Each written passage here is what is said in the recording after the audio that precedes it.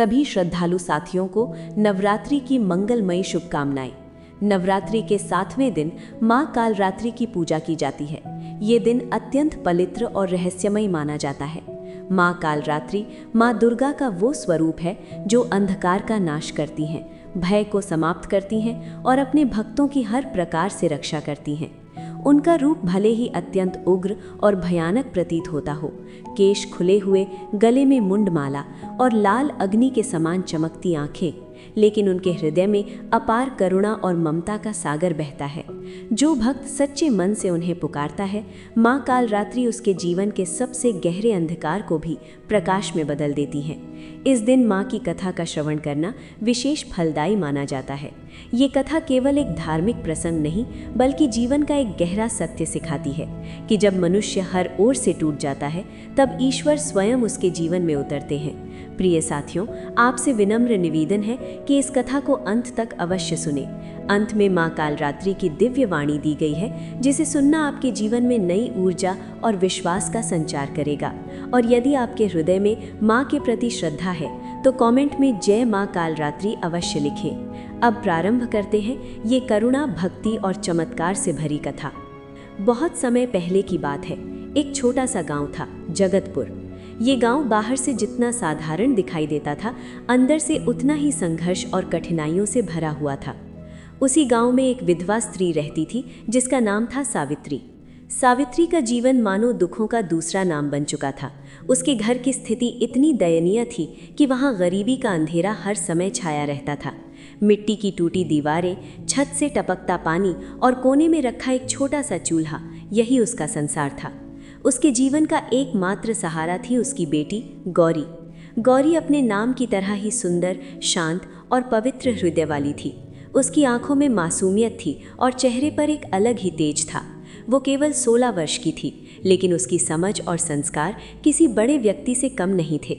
सावित्री के लिए गौरी ही उसकी दुनिया थी, उसकी आशा थी, उसका भविष्य थी। लेकिन जैसे जैसे समय बीत रहा था, सावित्री के मन में एक डर गहराता जा रहा था, अपनी बेटी के विवाह का डर। गांव की औरतें जब भी उसे देखती, कानाफूसी करती। अरे, ये विधवा अपनी बेटी की शादी कैसे करेगी? दहेज कहाँ से लाएगी? कहीं लड़की घर पर ही ना बैठी रह जाए। ये शब्द सावित्री के दिल में ऐसे चुभते थे जैसे कोई बिच्छू बार बार डंक मार रहा हो। रात को जब पूरा गांव सो जाता, तब सावित्री की आंखों से नींद कोसों दूर होती। वो अंधेरे में बैठकर छत की ओर देखती रहती और सोचती, हे भगवान, मेरी बेटी का क्या होगा? क्या मैं उसका घर बसा पाऊंगी? हर दिन उसके लिए एक नई परीक्षा बन गया था। हर सांस एक बोझ लगती थी। एक माँ के दिल में जो दर्द होता है, वो शब्दों में बयान नहीं किया जा सकता। सावित्री भी उसी दर्द से गुजर रही थी। एक ऐसा दर्द जिसमें बेबसी थी, डर था और समाज का दबाव भी। आखिरकार एक दिन उसने ठान लिया कि वो अपनी बेटी के विवाह के लिए मदद मांगेगी। वो घर घर गई, रिश्तेदारों के पास गई, उन लोगों के पास भी गई जिनकी कभी उसके पति ने मदद की थी। फटे कपड़े, थके हुए कदम और आंखों में उम्मीद लिए वो हर दरवाजे पर पहुंची। एक दिन वो अपने चचेरे भाई के घर पहुंची, जो अब गांव का बड़ा जमींदार बन चुका था। सावित्री ने कांपते हुए हाथ जोड़कर कहा, भैया, गौरी अब बड़ी हो गई है, उसकी शादी करनी है, बस थोड़ी सी मदद कर दो, मैं जिंदगी भर आपका एहसान नहीं भूलूंगी। उसकी आवाज़ में दर्द था, विनम्रता थी और एक माँ की बेबसी साफ झलक रही थी। लेकिन सामने बैठे जमींदार के चेहरे पर कोई दया नहीं थी। वो जोर से हंसा और बोला, सावित्री, तू पागल हो गई है क्या? 5,000 रुपये? मैंने तो अपनी बेटी के गहनों पर इससे ज़्यादा खर्च किया है और तू मुझसे भीख मांग रही है? इतना ही नहीं, अंदर से उसकी पत्नी की आवाज़ आई, इसे यहाँ से भगा दो, कहीं इसकी दरिद्रता हमारे घर में ना आ जाए। ये सुनकर सावित्री के पैरों तले ज़मीन खिसक गई। वो वहीं ज़मीन पर बैठ गई। उसके होंठ कांप रहे थे, आंखों से आंसू बह रहे थे। वो धीमे स्वर में बोली, मेरी औकात? क्या एक माँ की औकात सिर्फ आंसू बहाने की होती है? उस दिन सावित्री का दिल पूरी तरह टूट गया था। लेकिन उसकी कहानी यहीं ख़त्म नहीं हुई, बल्कि यहीं से शुरू हुआ उसकी भक्ति, उसके विश्वास और माँ कालरात्रि के चमत्कार का अद्भुत सफ़र। जमींदार के घर से निकलते समय सावित्री के कदम लड़खड़ा रहे थे। बाहर तेज धूप थी, लेकिन उसके भीतर उससे भी अधिक तपन थी, अपमान की, असहायता की और टूटे हुए विश्वास की। गांव की पगडंडी पर चलते हुए उसका दिल जैसे चीख रहा था, पर होंठ बिल्कुल शांत थे। उसने मन ही मन धरती माता को पुकारा, हे धरती मैया, तू तो सब देख रही है। मैंने कभी किसी का बुरा नहीं किया, फिर मेरे साथ ही ऐसा क्यों? क्या एक माँ की ममता इतनी सस्ती होती है कि लोग उसका मजाक उड़ाएं? उसके कदम भारी होते जा रहे थे, लेकिन दिल में एक उम्मीद अब भी कहीं ना कहीं जीवित थी। शायद कोई तो होगा जो उसकी मदद करेगा। वो गांव के अन्य घरों में गई, कुछ सेठों के पास भी गई। हर जगह उसे एक ही जवाब मिला, बिना दहेज के शादी असंभव। अपनी बेटी को घर में ही बैठा कर रखो। लगता है लड़की की किस्मत ही खराब है। ये शब्द सावित्री के हृदय को अंदर तक चीर रहे थे। हर बार जब कोई दरवाज़ा उसके सामने बंद होता, उसके दिल का एक हिस्सा भी टूट जाता। दिन भर भटकने के बाद जब वो शाम को अपने छोटे से घर लौटी, तो उसका चेहरा थकान और निराशा से भरा हुआ था। गौरी दरवाजे पर ही उसका इंतज़ार कर रही थी। जैसे ही उसने अपनी माँ को देखा, वो दौड़कर आई और उनके पैर पकड़ लिए। माँ, तुम इतनी थक गई हो, क्यों इतना कष्ट उठा रही हो? क्या मेरी शादी से ज़्यादा ज़रूरी कुछ नहीं है? सावित्री ने तुरंत उसे गले से लगा लिया। ये आलिंगन केवल प्रेम का नहीं था, बल्कि दो दुखी आत्माओं का मौन विलाप था। आंसुओं को रोकते हुए सावित्री बोली, नहीं बेटी, तेरी खुशी ही मेरी सबसे बड़ी इच्छा है। पर जब हर दरवाज़ा बंद हो जाए, तब इंसान खुद को बहुत अकेला महसूस करता है। उस रात दोनों माँ बेटी बिना कुछ खाए ही सो गईं, लेकिन नींद कहाँ थी। एक की आंखों में भविष्य का डर था और दूसरी की आंखों में माँ की पीड़ा। अगले ही दिन से नवरात्रि का पावन पर्व शुरू हो गया। पूरा गांव उत्सव में डूबा हुआ था। हर घर में दीपक जल रहे थे, रंगोली सजी थी और भजन कीर्तन की मधुर ध्वनि वातावरण को पवित्र बना रही थी। लेकिन सावित्री के घर में घोर अंधकार था। उसके पास इतना भी धन नहीं था कि वो एक नया दीपक खरीद सके। फिर भी उसने हार नहीं मानी। उसने निश्चय किया, अब मेरी मदद केवल माँ ही कर सकती हैं। जगत जननी ही मेरी अंतिम आशा है। सावित्री ने कठोर व्रत रखने का संकल्प लिया। पहले दिन उसने माँ शैलपुत्री को केवल जल और तुलसी अर्पित की। दूसरे दिन माँ ब्रह्मचारिणी को उसने अपने मन का संकल्प समर्पित किया। हर दिन वो बिना अन्न के केवल जल के सहारे अपनी पूजा करती रही। उसका शरीर कमज़ोर होता जा रहा था, आँखों के नीचे काले घेरे पड़ गए थे, लेकिन उसके मन का विश्वास दिन प्रतिदिन और मजबूत होता जा रहा था। हर रात वो अपनी छोटी सी कोठरी में बैठकर माँ से प्रार्थना करती, हे माँ, मेरी मदद करो, मेरी बेटी की लाज बचा लो, मैं और कुछ नहीं मांगती। दिन बीतते गए, पंचमी, षष्ठी भी बीत गई, लेकिन उसकी स्थिति में कोई बदलाव नहीं आया। बाहर से देखने पर ऐसा लगता था जैसे उसकी हर प्रार्थना व्यर्थ जा रही है, लेकिन सत्य कुछ और था। उसके आंसू धरती में समा रहे थे और धरती माता उस पीड़ा को महसूस कर रही थी।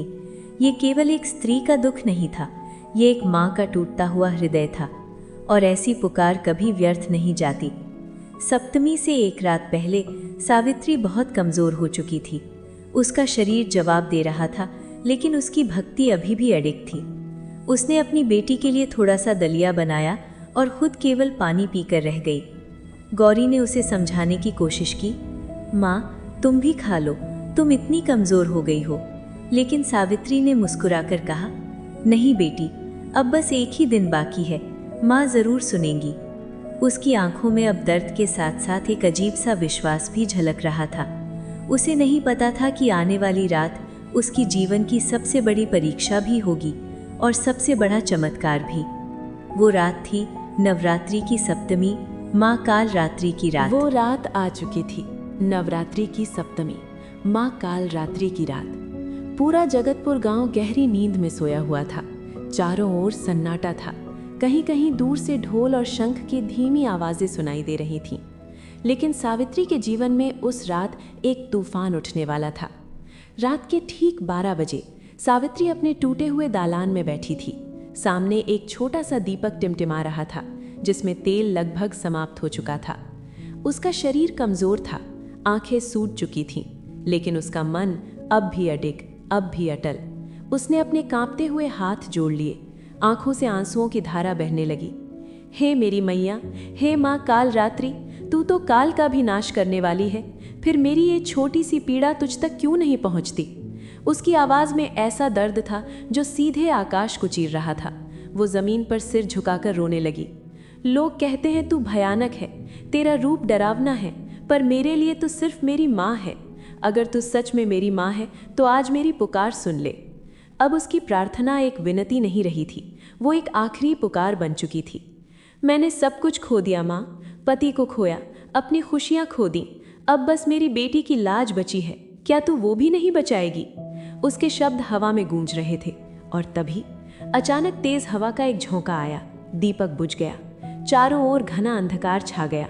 लेकिन आश्चर्य की बात यह थी, सावित्री को डर नहीं लगा, बल्कि उस अंधकार में उसे एक अजीब सी शांति महसूस होने लगी, जैसे कोई अदृश्य शक्ति उसके पास आ चुकी हो। धीरे धीरे उसका शरीर शिथिल होने लगा और वो वहीं जमीन पर गिर पड़ी। तभी शुरू हुआ एक दिव्य स्वप्न, या यूं कहें एक साक्षात दर्शन। चारों ओर घना काला आकाश था, बिजलियां चमक रही थीं, गर्जन की भयंकर आवाजें गूंज रही थीं, और उसी अंधकार के बीच एक विशाल, अद्भुत और भयानक स्वरूप प्रकट हुआ। वो थी माँ कालरात्रि। उनके केश खुले हुए थे जो आकाश में लहरा रहे थे। उनका शरीर काजल से भी अधिक काला, गले में मुंड माला, चारों भुजाओं में खड्ग और लौह अस्त्र। उनका स्वरूप इतना भयानक था कि एक क्षण के लिए सावित्री का हृदय थम सा गया। वो कांपने लगी, उसकी आवाज़ जैसे गले में ही अटक गई। लेकिन अगले ही पल कुछ ऐसा हुआ जिसने सब बदल दिया। माँ की आंखों में जो अग्नि थी वो अचानक करुणा में बदल गई। उनकी आंखों में आंसू थे, ममता थी और एक माँ का असीम प्रेम था। गर्जना गूंजी, सावित्री मेरी बच्ची। उनकी आवाज़ भले ही गर्जना जैसी थी, लेकिन उसमें ऐसी ममता थी जिसने सावित्री के डर को पल भर में मिटा दिया। सावित्री रोते हुए बोली, माँ आप सच में आ गई? माँ कालरात्रि ने उसके सिर पर हाथ रखा। उस स्पर्श में ऐसी शक्ति थी कि सावित्री की सारी थकान, सारा दुख पल भर में दूर हो गया। माँ बोली, तू पूछती है कि मैं तेरे पास क्यों नहीं आती? अरे मूर्ख, मैं तो तेरे आंसुओं में बहकर आई हूँ। तेरी भक्ति इतनी सच्ची है कि मुझे अपना रौद्र रूप त्याग कर तेरे पास आना पड़ा। सावित्री फूट फूट कर रोने लगी। माँ मेरी बेटी, उसकी शादी। माँ मुस्कुराई और उनकी मुस्कान से चारों ओर का अंधकार दूर होने लगा। तू मेरी बेटी है और गौरी मेरी पोती। क्या मेरी पोती के घर में कोई कमी रह सकती है? ये संसार, ये धन दौलत सब मेरी माया है, जिसे मैं चाहूँ उसे पल भर में बदल दूँ। माँ ने सावित्री को अपने पास खींच लिया। आज से तू कमज़ोर नहीं, तू मेरी शक्ति है। कल जब सूरज उगेगा तेरे जीवन का अंधकार समाप्त हो जाएगा। तेरी बेटी का विवाह ऐसे घर में होगा जहाँ उसे सम्मान मिलेगा, प्रेम मिलेगा, और जिन्होंने तेरा अपमान किया है वे मेरी शक्ति का परिणाम भी देखेंगे। सावित्री के आंसू अब रुक चुके थे। उसके चेहरे पर एक अद्भुत शांति थी।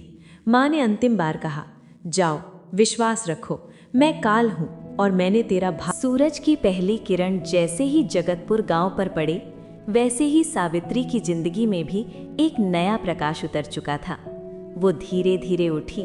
कल रात की घटना कोई स्वप्न थी या साक्षात दर्शन, ये समझ पाना कठिन था। लेकिन एक बात स्पष्ट थी, उसका मन पूरी तरह बदल चुका था। जहाँ पहले निराशा थी वहाँ अब विश्वास था, जहाँ भय था वहाँ अब साहस था। उसकी आंखें लाल थी, लेकिन ये लालिमा रोने की नहीं, बल्कि माँ कालरात्रि के तेज और आत्मविश्वास की थी। उसने स्नान किया और अपने छोटे से पूजा स्थान के सामने जाकर बैठ गई। आज उसके पास न तो घी था, न मिठाई, न ही कोई विशेष सामग्री। फिर भी उसने एक छोटे से मिट्टी के बर्तन में थोड़ा सा चावल और पानी डालकर खीर बनाने का प्रयास शुरू किया। उसके होठों पर एक हल्की मुस्कान थी, जैसे उसे पूरा विश्वास हो कि आज कुछ विशेष होने वाला है। गौरी ये सब देख रही थी। वो हैरान थी। माँ, आज आप इतनी शांत और प्रसन्न क्यों हैं? सावित्री ने उसकी ओर देखा और मुस्कुराकर कहा, बेटी, आज हमारी माँ ने हमारा हाथ थाम लिया है। अब हमें किसी बात का भय नहीं। गौरी कुछ समझ नहीं पाई, लेकिन माँ के चेहरे की शांति ने उसके मन को भी सुकून दे दिया। तभी अचानक दरवाजे पर दस्तक हुई। कोई है? क्या ये सावित्री जी का घर है? सावित्री और गौरी दोनों चौंक गई। इतनी सुबह उनके घर कौन आ सकता है? सावित्री धीरे धीरे दरवाज़ा खोलने गई। जैसे ही दरवाज़ा खुला, वो दृश्य देखकर वो स्तब्ध रह गई। बाहर गांव के कुछ प्रतिष्ठित लोग खड़े थे और उनके पीछे एक भव्य रथ के पास खड़ा था एक सम्मानित और तेजस्वी परिवार, जिनके वस्त्र, आचरण और व्यक्तित्व से ही उनकी समृद्धि झलक रही थी। वे थे धर्मनगर शहर के प्रसिद्ध वर्मा परिवार। सावित्री घबरा गई। आप लोग मेरे घर? वर्मा परिवार के मुखिया आगे बढ़े। उन्होंने विनम्रता से हाथ जोड़कर कहा, क्या आप सावित्री जी हैं? सावित्री ने हिचकिचाते हुए सिर हिलाया। तब उन्होंने कहा, हम धर्मनगर से आए हैं और हम आपके पास एक विशेष कारण से आए हैं। सावित्री और गौरी दोनों के दिल की धड़कन तेज हो गई। वर्मा जी ने आगे कहा, कल रात मुझे एक अद्भुत स्वप्न आया। हमारी कुल देवी माँ कालरात्रि स्वयं मेरे सामने प्रकट हुई। ये सुनते ही सावित्री के शरीर में जैसे बिजली दौड़ गई। वर्मा जी बोले, माँ ने मुझे आदेश दिया कि मैं तुरंत जगतपुर जाऊं और आपकी बेटी गौरी को अपनी बहू बनाऊं। ये सुनकर सावित्री के पैरों तले जमीन खिसक गई। गौरी की सांसें तेज हो गईं। दोनों को विश्वास ही नहीं हो रहा था कि वे क्या सुन रही हैं। वर्मा जी ने अपनी बात आगे बढ़ाई। माँ ने कहा, यदि तुमने इस विवाह में दहेज की बात भी सोची तो तुम्हारा सर्वनाश हो जाएगा। उन्होंने कहा कि सच्ची संपत्ति धन नहीं बल्कि एक सच्चे भक्त का आशीर्वाद होता है। ये कहते हुए उन्होंने अपने बेटे रमेश को आगे बुलाया। रमेश ने तुरंत आगे बढ़कर सावित्री के चरण स्पर्श किए। माँ, हमें स्वीकार कर लीजिए। हमें आपकी बेटी चाहिए, आपका धन नहीं। उसकी आंखों में सच्चाई थी, सम्मान था और एक संस्कारी मन का प्रतिबिंब था।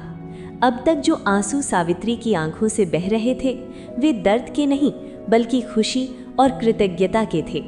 उसने आकाश की ओर देखा। हे माँ, आपने मेरी लाज रख ली। उसी समय वही रिश्तेदार, वही लोग जो कल तक उसे अपमानित कर रहे थे, दरवाजे के बाहर खड़े ये सब देख रहे थे। उनके चेहरे पर शर्म थी, पछतावा था। उन्हें विश्वास ही नहीं हो रहा था कि जिस स्त्री को उन्होंने ठुकराया था, आज वही एक सम्मानित परिवार की समधन बनने जा रही है। वर्मा जी ने वहीं सबके सामने घोषणा की, ये विवाह पूरी तरह सादगी से होगा। इसमें न कोई दहेज होगा, न कोई लेन देन। ये विवाह स्वयं माँ कालरात्रि की इच्छा से हो रहा है। पूरा गांव ये सुनकर स्तब्ध रह गया। सावित्री ने अपनी बेटी गौरी की ओर देखा। उसकी आंखों में गर्व था, प्रेम था और संतोष था। आज उसे लगा उसकी सारी तपस्या सफल हो गई। उसके आंसू व्यर्थ नहीं गए। नवमी के पावन दिन पूरे गांव के सामने गौरी का विवाह संपन्न हुआ। ये विवाह केवल दो व्यक्तियों का नहीं था, ये भक्ति और विश्वास की जीत थी। नवमी का पावन दिन। पूरा जगतपुर गांव उस दिव्य विवाह का साक्षी बना। सादगी, श्रद्धा और भक्ति के बीच गौरी का विवाह अत्यंत शुभ मुहूर्त में संपन्न हुआ। न कोई दहेज, न कोई दिखावा, सिर्फ प्रेम, सम्मान और माँ कालरात्रि की कृपा। सावित्री ने जब अपनी बेटी को विदा किया तो उसकी आंखों में आंसू जरूर थे, लेकिन इस बार ये आंसू दुख के नहीं बल्कि गर्व, संतोष और कृतज्ञता के थे। जिस माँ ने कभी अपनी बेटी के भविष्य के लिए रो रो कर रातें काटी थीं, आज वही माँ मुस्कुराते हुए उसे विदा कर रही थी। विवाह के बाद सावित्री अपने उसी छोटे से घर में लौटी। घर आज भी वैसा ही था, टूटी दीवारें, साधारण जीवन, लेकिन एक चीज पूरी तरह बदल चुकी थी। उसके हृदय का अंधकार सदा के लिए समाप्त हो चुका था। अब वहां केवल विश्वास था, भक्ति थी और माँ कालरात्रि के प्रति अटूट श्रद्धा थी। वो उस पुराने दालान में गई जहां उसने उस रात रो रो कर माँ को पुकारा था। वहां खड़ी होकर उसने आंखें बंद की और उसे आज भी वही शीतलता महसूस हुई, जैसे धरती माता ने उसके आंसुओं को सहेज कर रखा हो। उसने हाथ जोड़कर कहा, धन्य हो माँ, आपने मेरी लाज रख ली। अब मेरा जीवन सफल हो गया। इस कथा का संदेश। ये कथा केवल एक गरीब विधवा की कहानी नहीं है। ये कथा है सच्ची भक्ति की शक्ति की, एक माँ की करुणा की और विश्वास के चमत्कार की। जब मनुष्य पूरी तरह टूट जाता है, जब हर दरवाज़ा बंद हो जाता है, तब ईश्वर स्वयं उसके जीवन में प्रवेश करते हैं। सावित्री के आंसू व्यर्थ नहीं गए। वे आंसू ही वो गंगा जल बन गए जिसने माँ कालरात्रि को धरती पर आने के लिए विवश कर दिया। माँ कालरात्रि की दिव्य वाणी गंभीर और प्रभावशाली स्वर में, हे मनुष्य सुनो, मैं ही कालरात्रि हूँ, अंधकार को चीरने वाली शक्ति। तुम मुझे भयानक समझते हो, पर मैं भय नहीं मैं तुम्हारी रक्षा हूँ। जो सच्चे मन से मुझे पुकारता है, मैं उसके आंसुओं में बस जाती हूँ। सावित्री ने सोने का दीपक नहीं जलाया, उसने अपने आंसुओं से मेरी पूजा की और मैं स्वयं उसके पास आई।